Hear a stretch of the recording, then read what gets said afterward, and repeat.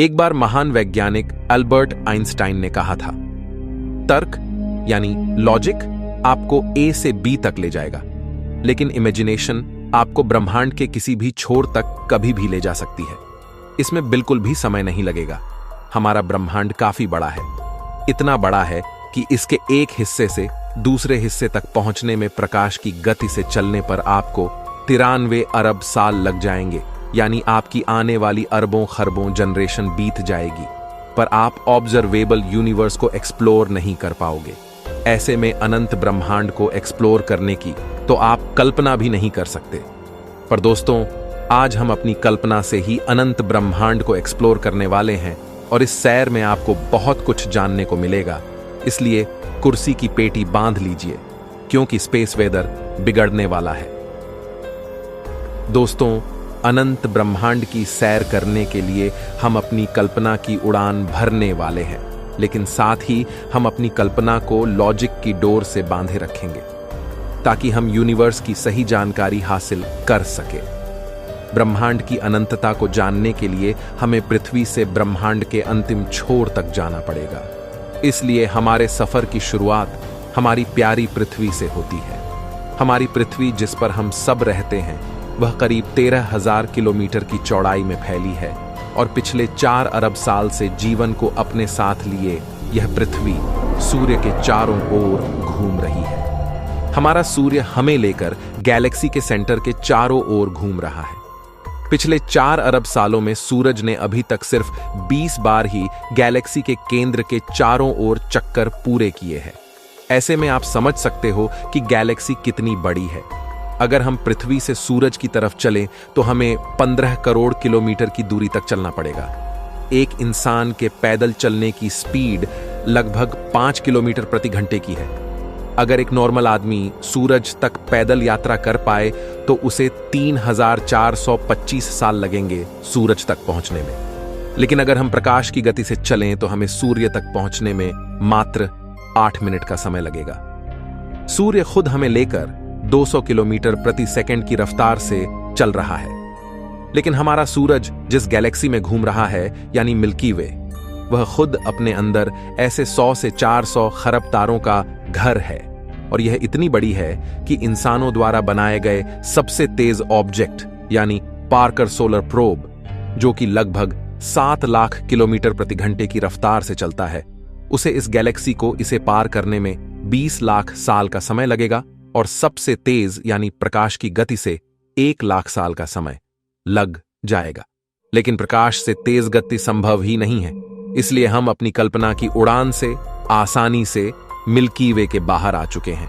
दोस्तों, हम आपको बता दें कि मिल्की वे गैलेक्सी अंतरिक्ष में लगभग 600 किलोमीटर प्रति सेकंड की रफ्तार से चल रही है, यानी इतनी बड़ी गैलेक्सी ब्रह्मांड में कछुए की चाल से चल रही है। हमारे यूनिवर्स में करीब 200 अरब गैलेक्सीज मौजूद है और इन सभी गैलेक्सीज में अरबों खरबों तारे मौजूद हैं। इन असंख्य आकाश गंगाओं में हमारी धरती जैसे अरबों ग्रह मौजूद होंगे। हम एक संभावना जता सकते हैं कि इतने अरबों गैलेक्सीज में एक ऐसा ग्रह भी हो सकता है जो बिल्कुल हमारी पृथ्वी जैसा हो और जहां हमारी तरह जीवन भी हो। अगर हम और आगे चलें तो हम अपनी कल्पना से ब्रह्मांड के बाहर पहुंच जाते हैं और हम देखते हैं कि हमारा यूनिवर्स 93 अरब प्रकाश वर्ष में फैला हुआ है, जिसमें खरबों गैलेक्सीज मौजूद है। और आप जानकर हैरान हो जाएंगे कि यह यूनिवर्स खुद भी लगातार फैल रहा है। हम इंसान इसे ऑब्जर्वेबल यूनिवर्स कहते हैं, यानी कि हमारी धरती से हम जितनी दूर तक ऑब्जर्व कर सकते हैं वह ऑब्जर्वेबल यूनिवर्स है। लेकिन यहां आकर कहानी खत्म नहीं होती, बल्कि शुरू होती है। सवाल यह है कि जहां पर हम खड़े हैं, क्या वह यूनिवर्स इतना ही बड़ा है? क्या इससे आगे कुछ नहीं है? वैज्ञानिकों के अनुसार हमारा यूनिवर्स ऑब्जर्वेबल यूनिवर्स से 250 गुना ज्यादा बड़ा हो सकता है। दोस्तों, अभी तक हम ब्रह्मांड को इससे आगे नहीं जान पाए हैं, लेकिन सवाल यह है कि यूनिवर्स के बाहर क्या है? क्या यह यूनिवर्स खुद अनंत है, यानी इससे बाहर कुछ नहीं बल्कि यह यूनिवर्स खुद अनंत है, या फिर इसके आगे और भी ऐसे कई यूनिवर्स हैं, यानी मल्टीवर्स? वैज्ञानिकों के अनुसार यह संभव है कि हमारे जैसे और भी कई यूनिवर्स हो सकते हैं, यानी हम सब मल्टीवर्स में रहते हैं। अगर हम सब मल्टीवर्स का हिस्सा है तो हम एक ऐसी रियलिटी में रहते हैं जहां अनंत संभावनाएं हैं, यानी एक अनंत ब्रह्मांड, जहां बुलबुलों के जैसे दिखने वाले अनेकों ब्रह्मांड मौजूद हैं और अनंत में तैर रहे हैं। लेकिन जब हम इस अनंत की बात करते हैं तब हमारे सामने एक ऐसी सच्चाई आती है जो आपके होश उड़ा देगी। एक अनंत ब्रह्मांड के होने का मतलब है संभावनाओं का ही खत्म हो जाना, क्योंकि संभावना सीमित क्षेत्र में होती है, अनंत में नहीं। जब अनंत की बात आती है तो आप सिर्फ ये सोचकर रह जाते हो कि अनंत वही है जिसका अंत नहीं। लेकिन आज आप अनंत को फील करने वाले हैं कि इसका असली मतलब क्या है। यह आपको डरा भी सकता है और आपकी आंखें खोल भी सकता है। दोस्तों, ब्रह्मांड के अनंत होने का मतलब यह है कि अनंत ब्रह्मांड में हर प्रकार की चीज मौजूद है। अनंत ब्रह्मांड में हमारी पृथ्वी जैसी दिखने वाली एक नहीं बल्कि अनंत पृथ्वियां मौजूद होंगी।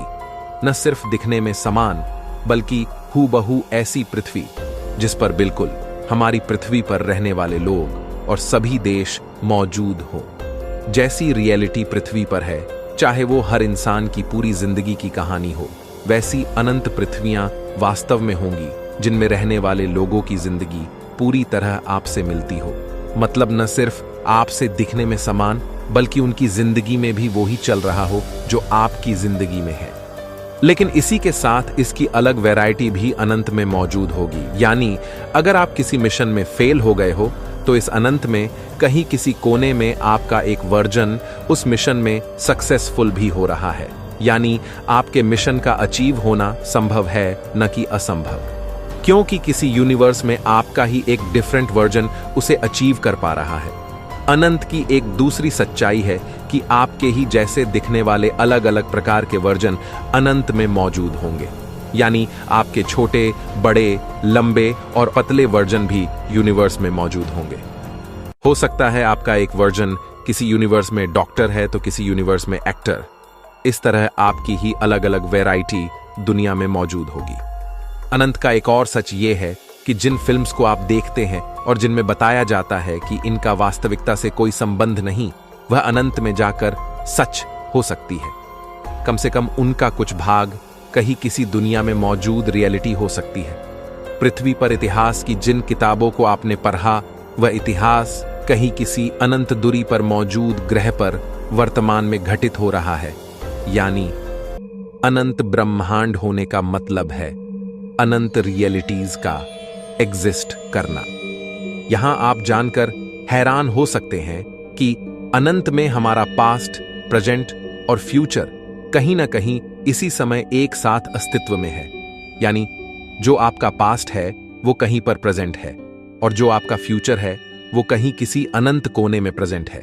लेकिन अगर हम बात करें अनंत ब्रह्मांड में जीवन की, तो न सिर्फ अनंत में जीवन होगा बल्कि विचित्र प्रकार की इंटेलिजेंट लाइफ भी अनंत में मौजूद होगी। क्योंकि हमारी धरती पर जिस तरह लाइफ का इवोल्यूशन हुआ है, उसी तरह किसी अन्य ब्रह्मांड में इवोल्यूशन ने विचित्र प्रकार के जीवों को जन्म दिया होगा। अनंत ब्रह्मांड में ऐसा ग्रह भी होगा जहां चींटी के अंदर इंटेलिजेंस हो और इंसानों में इंटेलिजेंस ना हो। या फिर एक ऐसा ब्रह्मांड भी होगा जहां गधे में इंटेलिजेंस हो, क्योंकि अनंत में हर संभावना मौजूद होगी। अनंत ब्रह्मांड में ऐसे जीव भी होंगे जो हमसे ज्यादा इंटेलिजेंट हो, जिनके सोचने की क्षमता हमसे काफी अधिक और काफी तेज हो, जिस वजह से वो इतने पावरफुल भी हो सकते हैं कि वो अपने सूर्य की पूरी ऊर्जा का उपयोग कर पा रहे हो या एक गैलेक्सी की पूरी ऊर्जा का उपयोग करने में सक्षम हो। अनंत में ऐसे जीवों ने समय को भी समझ लिया होगा और वे एक ब्रह्मांड से दूसरे ब्रह्मांड में जाने में सक्षम होंगे। अगर उन्होंने प्रकाश से तेज चलने की तकनीक खोज ली तो वे टाइम ट्रेवल जैसी तकनीक में भी सक्षम होंगे। अनंत ब्रह्मांड अनंत संभावनाओं को सत्य साबित करता है। इनमें कुछ विचित्र संभावनाएं जिन्हें आप सोच सकते हैं वो हकीकत में घटित होगी। एक अनंत ब्रह्मांड में अगर मल्टीवर्स की बात करें तो कुछ ब्रह्मांड ऐसे भी होंगे जिनके नियम हमसे बिल्कुल अलग हों, जहां इस ब्रह्मांड के नियम लागू नहीं होते, जहां मैटर की जगह उस ब्रह्मांड में एंटी मैटर भी मौजूद हो। विज्ञान के अनुसार ब्रह्मांड रैंडमनेस के चलते अपने आप पैदा हुआ है और ऐसे में इस रैंडमनेस की वजह से कुछ ऐसे यूनिवर्स भी फॉर्म हुए होंगे जहां के कांस्टेंट हमारे यूनिवर्स से अलग हो, जिस वजह से वहां के नियम भी इस यूनिवर्स से अलग होंगे। तो ऐसे में अनंत ब्रह्मांड में ऐसे कई विचित्र यूनिवर्स हो सकते हैं जिसकी हमने कल्पना भी नहीं की हो। वैज्ञानिकों के अनुसार हमारे यूनिवर्स की एक सीमा होगी, क्योंकि ये एक निश्चित पॉइंट ऑफ टाइम में पैदा हुआ है, लेकिन यह भी एक अनंत का एक छोटा सा हिस्सा मात्र हो सकता है, जिसे हम पूरा यूनिवर्स मान बैठे हों। इसलिए वैज्ञानिक यह भी मानते हैं कि एक अनंत ब्रह्मांड कभी पैदा नहीं होगा, बल्कि यह हमेशा से था, है और हमेशा रहेगा। इसे बनाने वाले किसी क्रिएटर की भी कोई जरूरत नहीं होगी, बल्कि यह एक सेल्फ सस्टेन्ड एग्जिस्टेंस का हिस्सा होगा। लेकिन अब एक सवाल जो आपके मन में चल रहा होगा, अगर ब्रह्मांड अनंत है तो इस अनंत ब्रह्मांड में हम इंसान किस वजह से मौजूद है? आखिर हम यहां क्यों एग्जिस्ट करते हैं? हमारा मकसद क्या है? इस अनंत के सामने अगर हमारी कोई हैसियत नहीं है तो इसके होने का मकसद क्या है? हम इस ब्रह्मांड में काफी छोटे हैं, ऐसे में इतना बड़ा यूनिवर्स हमारे लिए आखिर एग्जिस्ट ही क्यों करता है? यह सवाल वैज्ञानिकों के लिए सबसे बड़ा सवाल है। कुछ प्रोमिनेंट थिंकर्स ये मानते हैं कि उन्होंने यूनिवर्स में अपना मकसद खोज लिया है, जैसे एलन मस्क, जिनका मानना है कि ह्यूमन सिविलाइजेशन अब तक कई बड़े खतरों को झेल चुकी है और यूनिवर्स में अब तक हमें कोई लाइफ नहीं मिली है। ऐसे में क्यों ना हम पृथ्वी पर मौजूद लाइफ को ही आगे बढ़ाएं, इससे पहले कि लाइफ को नष्ट करने कोई एस्टेरॉयड आ जाए या किसी कैटाक्लिज्मिक इवेंट में हमारा अस्तित्व खत्म हो जाए। इसलिए क्यों ना लाइफ को ही मल्टीप्लेनेटरी बना दिया जाए और हम सब अलग अलग ग्रहों पर रहने लग जाए, ताकि हम अपनी ह्यूमन सिविलाइजेशन को धीरे धीरे यूनिवर्स के अंतिम कोने तक फैला दें। लेकिन दोस्तों, फिर भी हमें इस सवाल का पूरा जवाब नहीं मिलता कि आखिर हम यूनिवर्स में क्यों एग्जिस्ट करते हैं, क्योंकि आखिरकार एक दिन हमें भी खत्म होना ही है, लेकिन मल्टीवर्स हमेशा रहेगा। इसीलिए हम इस मल्टीवर्स में क्यों हैं? जानने के लिए जुड़े रहिए हमारे चैनल से। एक न एक दिन हम ये जानकर रहेंगे कि हम इस यूनिवर्स में किस लिए हैं। मैं मिलता हूं आपसे किसी अगले वीडियो में। तब तक के लिए ब्रह्मांड की गहराइयों में घूमते रहिए, क्योंकि हम सब हैं वोयाजर्स।